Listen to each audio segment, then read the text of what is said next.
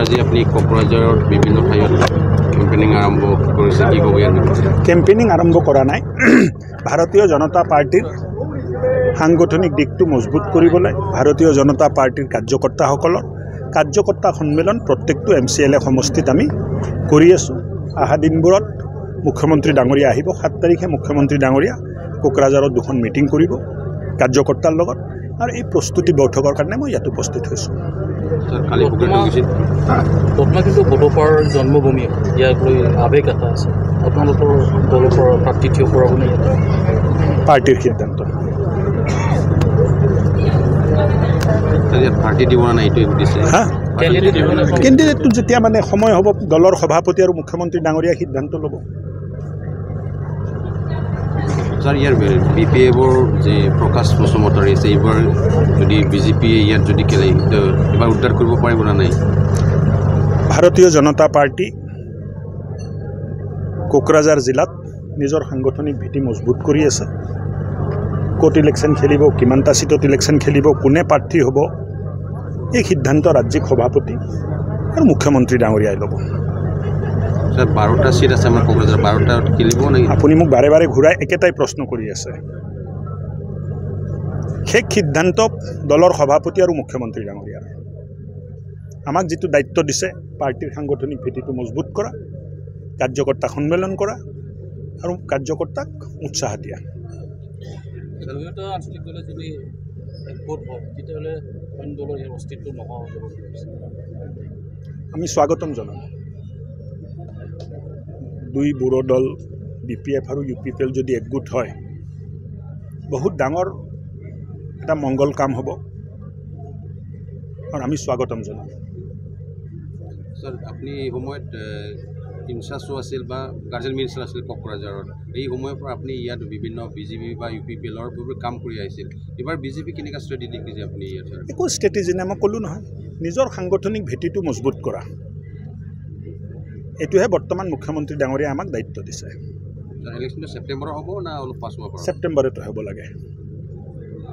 Sir আপুনি আজি যে কালি পুখুৰীটো গৈছিল, এনেকুৱা কিমান মানুহ হ'ল কালি পুখুৰীটো?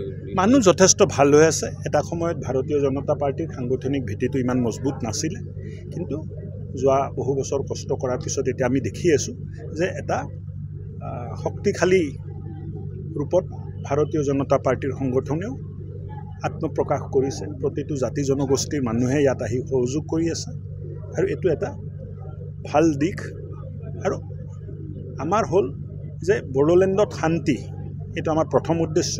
বড়োলেণ্ডত প্ৰগতি উন্নতি, এইটো আমাৰ প্ৰথম উদ্দেশ্য, আৰু তাৰ কাৰণে যি কৰিব লাগে আমি কৰিম। ইলেকশ্যনৰ আগত দিব না পিছত দিব? বিভিন্ন DCয়ে যদি ডাটা ৰেডি কৰি দিব পাৰে, তেতিয়া যেতিয়াই ডাটা ৰেডি হ'ব আমি দিবলৈ সাজু আছোঁ। কিন্তু ডাটাটোতো ৰেডি হ'ব লাগিব, এণ্ট্ৰি হ'ব লাগিব, ফৰ্ম গৈছে আহিব লাগিব। বহুত অভিযোগো আহি আছে যে যোগ্য হিতাধিকাৰীৰ নাম অন্তৰ্ভুক্ত হোৱা নাই, এইবিলাকো আমি চালি জাৰি চাম। স্যাৰ এবাৰ BJP আছে, UPPL আছে, BPF আছে, আৰু কংগ্ৰেছ যে বিভিন্ন পাৰ্টি এইবাৰ BTC ইলেকশ্যনত অংশগ্ৰহণ কৰিব। কি ক'ব ইয়াৰ বিষয়ে? এইবাৰ ফ্ৰী এণ্ড ফেয়াৰ হ'ব না নাই? আগত সময়টো হোৱা নাছিল। আগত ইলেকশ্যন ইমান ফ্ৰী এণ্ড ফেয়াৰ হোৱা নাছিলে। গণতন্ত্ৰৰ কাৰণে ফ্ৰী এণ্ড ফেয়াৰ ইলেকশ্যন